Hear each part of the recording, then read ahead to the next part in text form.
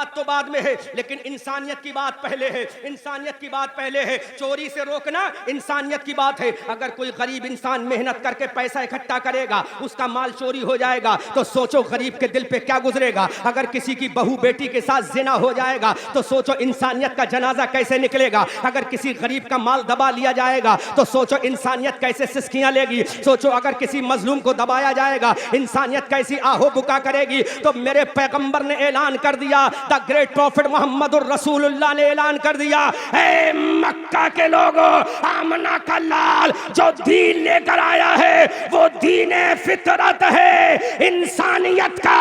अगर तहफ्फुज करने का कोई दर्स देने वाला अगर मजहब है, तो उस मजहब का नाम मजहब इस्लाम है।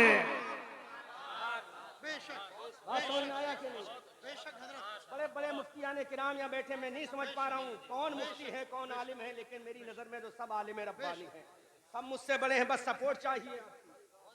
इंसानियत का पैगाम दिया था मेरे नबी ने।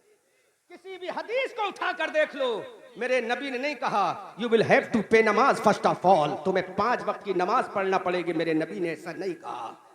पूरा कुरान की 6666 आयते करीमा को उठाकर देख लो, कहीं मेरे नबी ने अल्लाह ने हुक्म नहीं दिया है मोहम्मद कहो के रोजा रखो। कहीं भी मेरे नबी ने, अल्लामा मुफ्ती शकील साहब क़िबला सुभान अल्लाह तशरीफ लाए, पूरी बुखारी और तिरमिजी इब्ने माजा और निसाई की हदीस उठाकर देखो, कहीं नहीं मिलेगा कि मेरे नबी ने पहले कुरान की रीडिंग कराने का ऑर्डर दिया हो, बल्कि नबी ने पहली अपनी जिंदगी का मंजर पेश किया है। क्या पेश किया? जिंदगी का मंजर पेश किया। अल्लामा मुफ्ती शकील साहब क़िबला अल्लाह सलामत रखे, बड़ी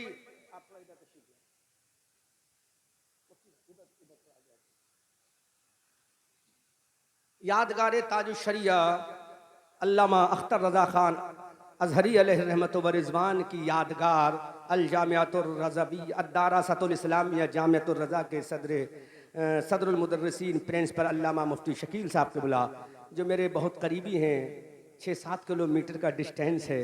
मुझे बड़ा खुशी है अल्लाह ने वो मर्तबा अता फरमाया है। तड़प के बोल दो सुभान अल्लाह। कमेटी वालों सुन लो तकरीर, वरना मैं लच्छेदार भी करना चाहता हूँ, अल्फाज़े मुतरादिबा बोलना खूब जानता हूँ, मुझे कोई परेशानी, लेकिन मैं चाहता हूँ कुछ काम की बातें हो जाएं। मैं भी चाहता हूँ शेर व शायरी करके बहुत अच्छे लच्छेदार तकरीर करना जानता हूँ। नेट पे सुन लो, मैं लच्छेदार तकरीर कर लेता हूँ, लेकिन आज मैं लच्छेदार से हटकर हकीकत की बात बयान करूंगा। बात समझ में आ रही? तो सुन लो कमेटी वालों, पानी बैठ कर पी लो। मुझे बड़ी शर्म आ रही है, इतनी बड़ी तहफ़्फ़ुज़ अक़ायद कॉन्फ्रेंस करा रहे हो, पानी यहाँ तो बैठ कर पी लो कम से कम, ताकि ये पता चल जाए नबी वालों का जलसा है तो नबी की बात पर भी अमल करने वाले इंशाअल्लाह मौजूद हैं। कमेटी वालों यहाँ बैठ कर पानी पिलाओ सबको और तकरीर सुनो। नफीस भाई अल्लाह सलामत रखे। मेरे नबी ने सबसे पहले क्या पैगाम दिया कि बोलो कभी मेरी जिंदगी में ऐसा देखा है? एक से एक बड़ा आतंकवादी बोला है मोहम्मद हमने कभी नहीं देखा। तो मेरे नबी ने फरमाया अगर मैं ये कहूँ इस पहाड़ के पीछे एक लश्कर है, वो तुम पर हमला करने वाला है, मानोगे? कब? बिल्कुल मानेंगे। तो अल्लाह के रसूल ने जहन्नम से डराया और बाद में कहा कि अब उस एक खुदा को मान लो जिसको मैं भी मानता हूं, मैं उसका आखिरी प्रॉफिट मोहम्मद रसूलुल्लाह हूं। अब जरा यहाँ इंसानियत की बात देखें चेयरमैन साहब, यहाँ कोई दीन की बात हुई? इंसानियत की बात पहले, दीन की बात बाद में। दीन की बात, इंसानियत की बात। आज पूरे कश्मीर से कन्याकुमारी उत्तराखंड के पहाड़ों से ऐलान किया जाता है कि इंसानियत का तहफ़्फ़ुज़ करो, इंसानियत का तहफ़्फ़ुज़ करो, इंसानियत का तहफ़्फ़ुज़ करो। हम कहते हैं, तुम तो आज कहते हो, मेरे मुस्तफ़ा ने 1400 साल पहले फरमा दिया। इंसानियत के तहफ़्फ़ुज़ के बारे में अल्लाह के हबीब ने पहले ही फरमा दिया। अब इंसानियत के तहफ़्फ़ुज़ की बात बता दूं, एक हदीस की रोशनी में बात कर रहा हूं। अल्लाह के नबी ने फरमाया जो शख्स कोई दरख्त लगा दे, क्या लगा दे? जोर से बोलो, क्या लगा दे? देखो बोलते रहो, आज मैं तकरीर नहीं कर रहा हूं, हालात हाजरा पर गुफ्तगू कर रहा हूं ताकि कौम को फायदा हो जाए। अल्लाह के नबी ने फरमाया दरख्त लगा दो, और जो दरख्त लगाता है उस दरख्त से जो चरिंद परिंद इंसान जानवर परिंदे जो खाते हैं या इक्तिसाब फैज करते हैं तो लगाने वाले के लिए सदका हो जाता है। क्या हो जाता है चेयरमैन साहब, क्या हो जाता है?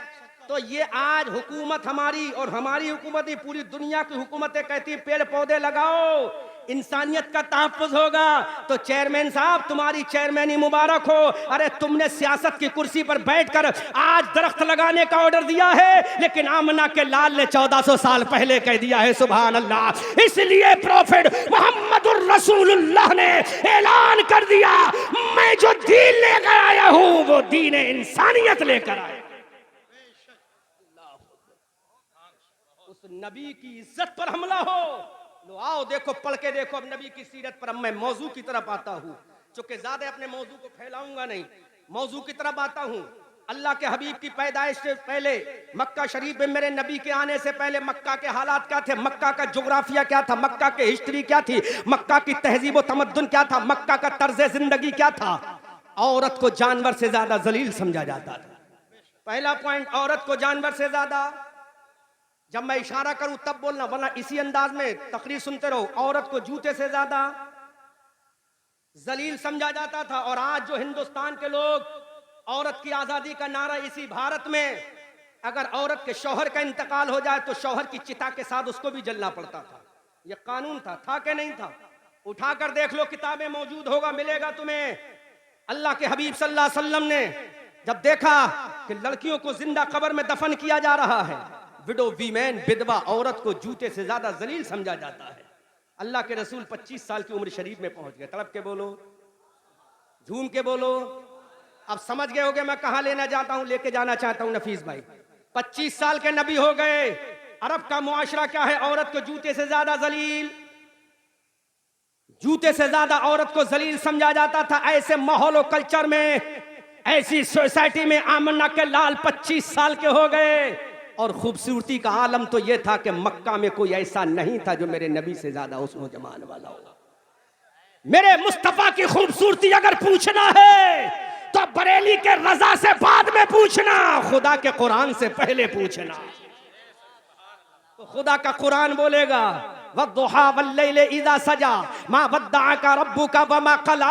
अब बरेली का रजा बोलते हैं, हमारी आन बोलते हैं, हमारी जान बोलते हैं, हमारी शान बोलते हैं, सुन्नियत की पहचान बोलते हैं। इमाम अहमद रजा खान बोलते हैं कि मेरे रजा का, मेरे मुस्तफ़ा का हुस्न व जमाल का आलम ये था, वो कमाल हुस्न हुजूर है कि गुमान नक्शे जहां नहीं, वही फूल खार से दूर है, वही शम्मा है कि धुआं नहीं। अगर मुस्तफ़ा का चेहरा देखना हो तो कुरान की बद्दुहा को पढ़ लेना, मुस्तफा की जुल्फों को देखना हो कुरान की वल्लैलि इज़ा सजा को पढ़ लेना, नबी का सीना देखना हो कुरान के अलम नशरा को पढ़ लेना, नबी की आंखों को देखना है, नबी की आंखों को देखना है, कुरान की माज़ागल बसर व मा तगा को देख लेना, नबी के सफर को देखना है, सुबहानल्लज़ी असरा को पढ़ लेना, नबी के गुफ्तार को देखना है, वमा यंतिक़ु अनिल हवा को देख लेना।